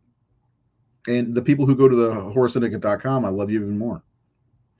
Uh, if you don't go to the horrorsyndicate.com, I don't know what to tell you. It's got a lot of good stuff. I wonder where Seth went because we're gonna have to wrap this up here in a few minutes. Anybody got any other questions or anything they'd like to say before we start wrapping things up? I got to get the kids to bed. I got GI Joes to play with, like Flint. I'd like to do like I've been really getting deep into like collecting action figures again. Like that was my thing for a long time. And me and a buddy of mine wanted to make a documentary called Geek Fest because we used to go out on these Geek Fests where we would drive around from Target to Target to Walmart. These places in the mall like Suncoast Studios, which is pretty much gone now. Toys R Us back then, and we buy figures action figures we're looking for, and we wanted to make a documentary of it. I'd love to do that still, but it's like it's not. It's all online. Like my latest purchase is this statue I got from McFarlane's website of Batman. See is in the shadows. It's a really cool piece though, and I've been like really heavily into collecting DC stuff. Let me turn my light on. Talking about other stuff again. I don't know if you can see it, but it's based off of a cover. It's really cool. It looks better in person than it does trying to show you in this video. Anyway, I would like to do that over at the Rage of Razor channel as well. Do more video stuff on action figures because I love action figures. Thank you very much. Seth, are you there? Yes. Is there anything else you want to talk about before we head out for the night? We got 4 minutes for me. Don't you dare say Evil Dies Tonight. I will not say love lives today, but evil dies tonight. So I will not say it. I'm not going to say it. Yeah, okay, thank you. I came across a Facebook memory today of it was a Hear Me Out, and it was Rowan.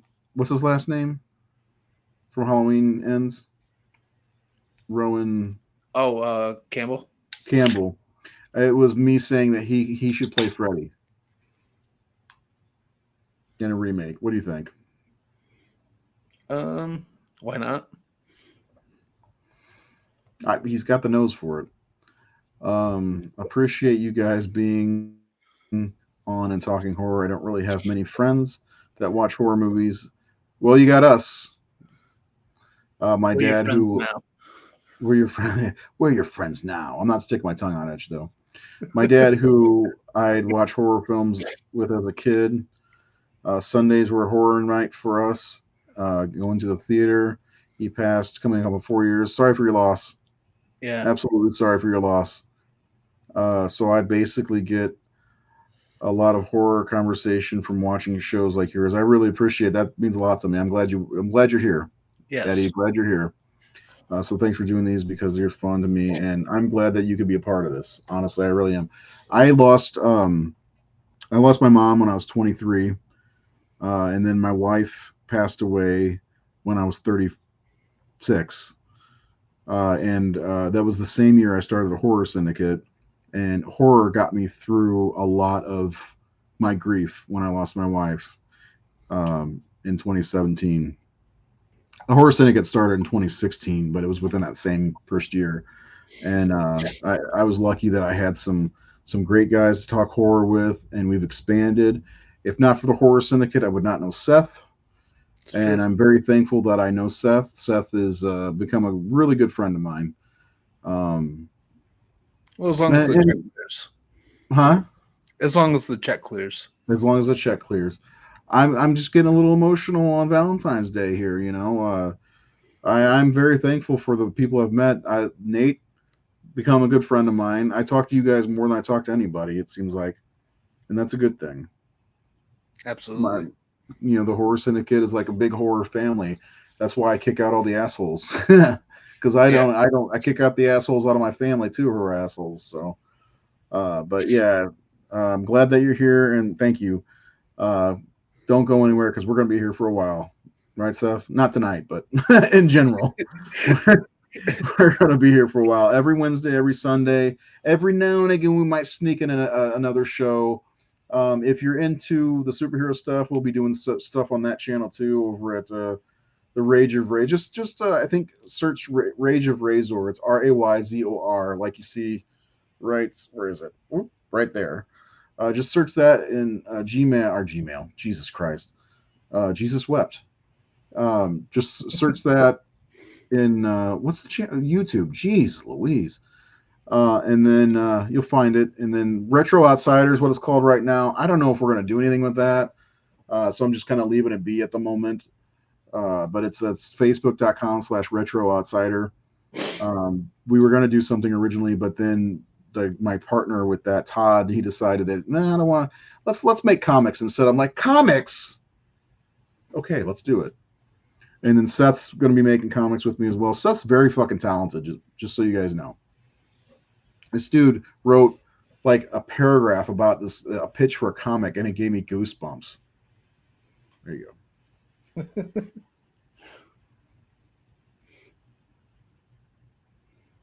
Oh my God. Hell You yeah. had to go there. You Oh had to yeah. go there.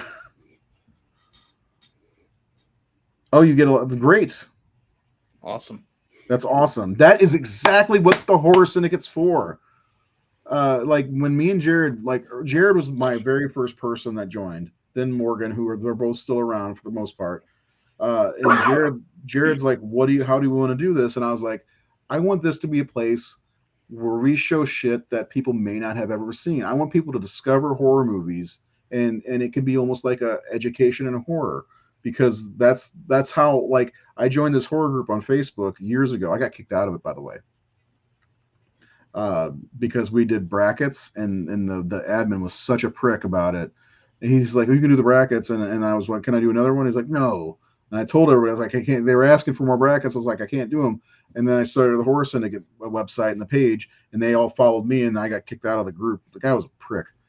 But anyway, and I was like, "Yeah, there's a lot of horror movies, and most people have seen the main things like the Halloweens, the Friday the 13th, and even some of the Universal stuff and some of the other slasher stuff.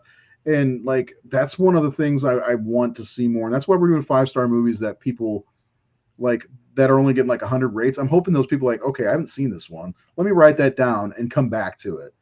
You know, because I that's one of my favorite things is whenever people say I'm getting a lot of recommendations from us because that's huge to me. I don't know about you, Seth, but that's huge. Yeah.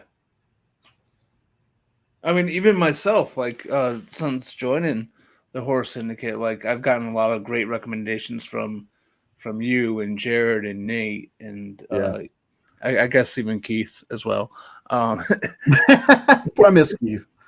you know, but and then I've recommended stuff to you guys, so it's Hmm. like because we all have different tastes, we all have Absolutely. different preferences, we all have things that we like and don't like, and sometimes we butt heads on our differences and opinions, but like Halloween Kills. like Halloween Kills. Or Mandy, me and Nate Yeah, with Mandy. yeah, but I It's mean, usually me, it seems like. yeah, but like that's the great thing though, is like we can have a conversation about this stuff, and it's always fun to talk Mm. horror. It's always fun to talk about our differences and opinions. I mean, we've done plenty of shows where it's like it's like I've really loved the movie, and then all you guys are like, eh, and then Nightbreed. or even vice versa. Mhm. So it's just how it is, and that's what I love about the being a part of the Horror Syndicate. Though is like I have seen so many movies that I've loved because of you guys.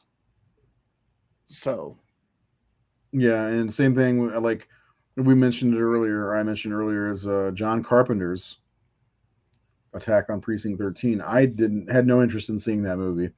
This motherfucker bought me a copy, had it shipped to my house without letting me know, just to get me to watch it, and it yeah, worked. It only took 2 years, but yeah. but it worked.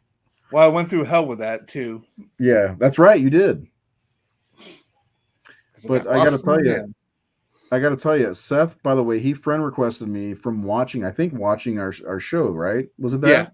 Yep. And I'm like, okay. So for a long time, I would let people just join my Facebook page, and I don't really do that anymore because a couple of psychos squeezed through, and I'm still trying to figure out how to deal with that.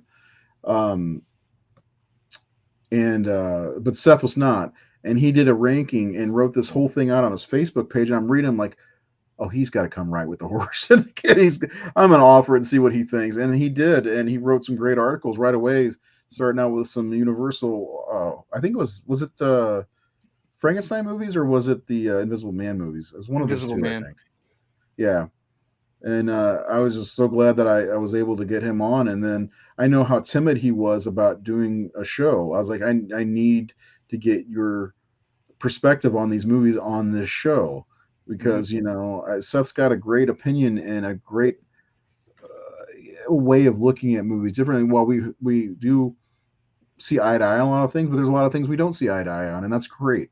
And that's Yep. great. Same thing with Nate, who loves Mandy for some reason. Um, Nate's got something to say here. The community needs to stop beating one another up and introduce things to one another instead of knocking them for not knowing of or liking something you don't. Horror got me through so much. I came to it for joy, not aggravation and meanness. Absolutely. Yeah. Absolutely. I mean, just like I just said it if it weren't for horror after my wife passed away, I don't know. That's where I went. I went straight to horror, and it got me through the hardest period of my life. And that's the thing. Like, I'll take recommendations any day. Nate's got me watching some weird shit. Like I mentioned, Onibaba. I liked it. It's a 1964 Japanese horror movie. Never would have watched on my own. Then me and Nate did a show on that, and I keep forgetting the name of the other movie. Nate, you'll have to remind me. But we watched both of them. I would have never watched them. What's that one? Operation Terror? No, Assignment Terror. Assignment Terror. Holy shit! My, We would my have never first ever watched that if Paul not for Nashi Nate. movie. What's that? My first ever Paul Nashi movie. Right. Oh yeah, yeah, that's right. Oh, me too. Actually, I've never seen any of his werewolf movies. But yeah, there's like so many things that I love the fact that we at the Horror Syndicate, especially the Discourse crew and Seth and myself, we kind of feed off of each other. Nate throws something in the chat. Have you seen this? No, I haven't seen it. I'll check out the trailer. And sometimes, a lot of times, we'll end up watching it or even doing a show on it. You know, Yeah. Seth throws weird memes in there, and then we just dismiss Keith completely. No, I miss Keith. I want to get him on the show again. Yeah.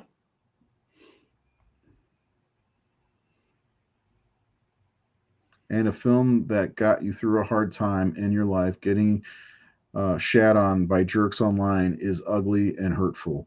We don't know what that film means. That's true, Yeah. Nate. 100%. Like it's not like that guy the other day saying Dream Master is the worst movie he's ever seen. Get the fuck out of here.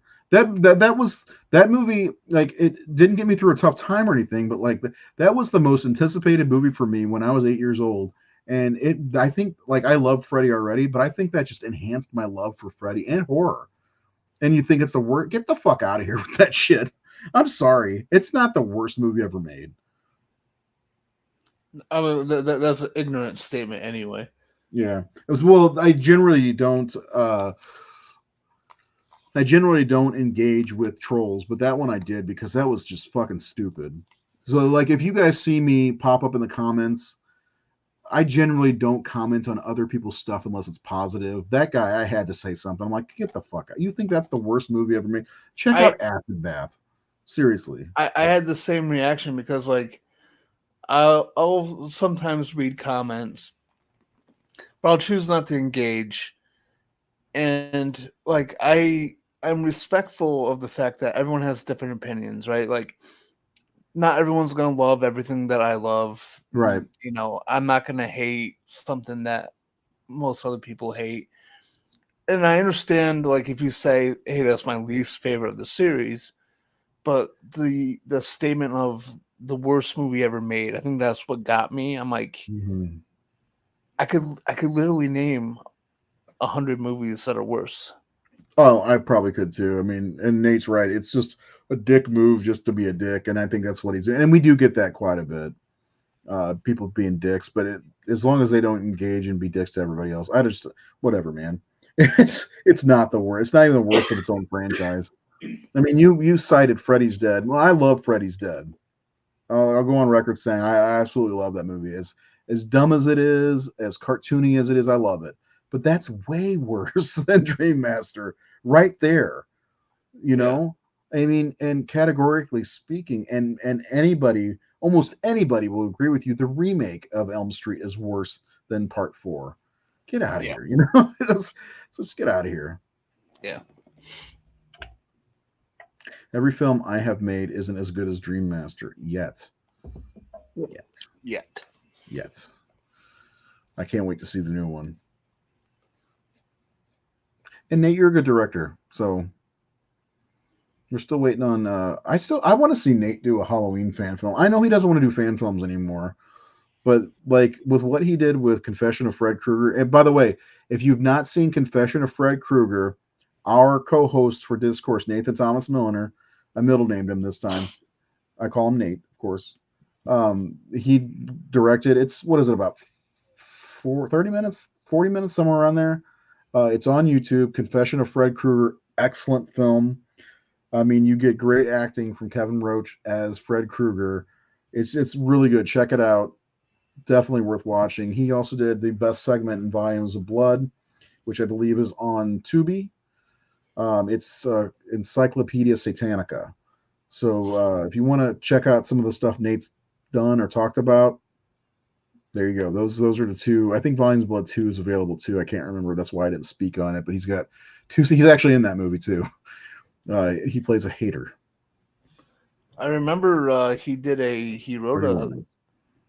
I think he wrote a treatment for a Halloween fan film that he wanted to make that was actually really good. So when I early on in my conversation with Nate, and I don't know if he remembers this, we were talking about Wes Craven and John Carpenter, and I can never remember which is which, but I know which is which in real life. But like for him, he said like John Carpenter's his dad and and Wes Craven's his mom.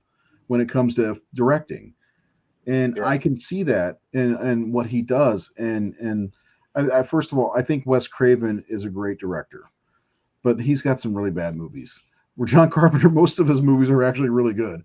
But I feel like Nate could take a Halloween movie, and Nate, I honestly think you can make a Halloween movie with your daughter at this point. You and your daughter in the same movie, and make it a 10-minute short, and I bet it would be great. You should do that since your daughter's acting now. Just saying. And what is she? She's I think she's a teenager now. Yeah, you should do that. I bet she'd enjoy that. A couple of her friends. I thought my camera was about to die Yeah, you on me. froze up there for a minute. Okay. Well, visually, your audio came through fine. Okay, good. So anyway, I don't understand a lot of things, but I do know Nate's a good filmmaker, and I'd love to see him do a Halloween film. And I'll play Dr. Loomis for you. I just said the other day on my Facebook I'd love to try to act. I can't do an English accent. We'll have to dub it, but whatever. I'll Wes play was Bud. the nurture. Okay, yeah. What's that? You'll play Said I'll Bud. play Bud from Halloween 2. Well, give us a line. Sorry, I guess I just fuck up all the time. Oh, I was hoping you were going to sing Amazing Grace. I was going to say that, but that would have been a little obvious. Yeah, I guess that's true. Amazing Grace, come sit on my face.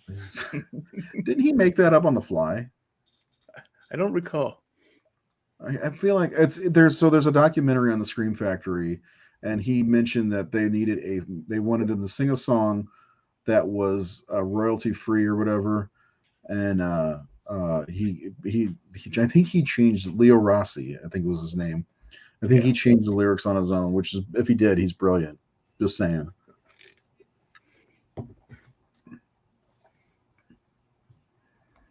I think he's saying, fuck that dude. Nate is the best of all. Like, fuck that. Like saying, oh, fuck that shit, man. I think that's what he's saying, but I don't know.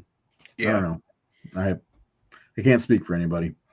Seth, got anything else you want to talk about? I'm going to go put the children to bed. Might plug in a horror movie. I'm not sure what. I need to find out. We need to find out where House of Wax is streaming, because that might be our next episode after the movies that made Seth. By the way, send Nathan a picture of you when you were young, so he can make one of those, snazzy, thumbnails. So I'll just send him a picture of Alfred E. Newman. No, it's got to be you, man. I know there's one on your Facebook somewhere. I'll find it if you don't. Well, I mean, that's what I looked like when I was younger. No, you did not. You're too hard on yourself. By the way, Nate, if you didn't see, we're going to circle back around. Me and Seth's combined score for My Bloody Valentine is 65%, but I wanted to reshow this for the remake. It's not a great job, but it's still kind of funny. Anyway, it was a good time. Seth, always a good time talking to you, man. It's a great whenever we get. Let's go. That photo of me with the Scream mask. What? AI. No, or Al. What is that? I don't know. What is he talking about? Anyway. He's talking about doing AI art. Oh. That photo looked like Seth. Which one? Oh, that's right. I remember that. Yeah. Yeah. When I was 21. Was that when Scream came out? I think. What year was he born? 75 or 76? I thought you said 76. He's the oldest of the bunch. I'm just saying. I probably look the oldest, but whatever. Anyway, Seth, pleasure talking to you. I'm glad I got to spend Valentine's Day with you. Kind of. Yeah. Looking forward to Sunday when we talk about your movies that made you. I think we'll wait. We'll do mine in March. We'll do one a month, And if Jared is game, we'll get Jared to do one as well. Hopefully Jared comes back and hangs out with us. I miss Jared. I'd love Keith to be a part of it too. His is interesting because his grandfather used to take him to all those horror movies when he was a kid. You remember hearing those stories? Oh, I remember those. Yeah. He had definitely had an interesting upbringing when it comes to movies. So I'd love to get him involved as well. I miss that dude. And I understand why he doesn't do it. Okay, yeah, I was 16. Seth was 13. So, hey, anyway, that's it. Is there anything else you want to say? Because I'm definitely gonna get off here now. I've had a lot of fun tonight, by the way, guys. I really appreciate it. Don't you dare. Tell him Freddie sent you. Tell him Large Marge sent you. Anyway, everybody have a great Valentine's night. The rest of the night, make sure you watch more horror, please, please, please, please. If you have a Gmail, you can subscribe to the Horror Syndicate on YouTube. Please get your friends to check us out. If you have any friends, unlike me, I have no friends, and I have no legs. But yeah, appreciate every single one of you. Love your guts, Seth. Love your guts. Have a great night. And tonight. Huh? Evil Dies Tonight. Oh my God, I knew you were going to say it. Couldn't go one episode. Damn straight. An asshole. An asshole. An asshole. An asshole. Yeah, you're an asshole. It's true. Actually, here we go. Let's just play this.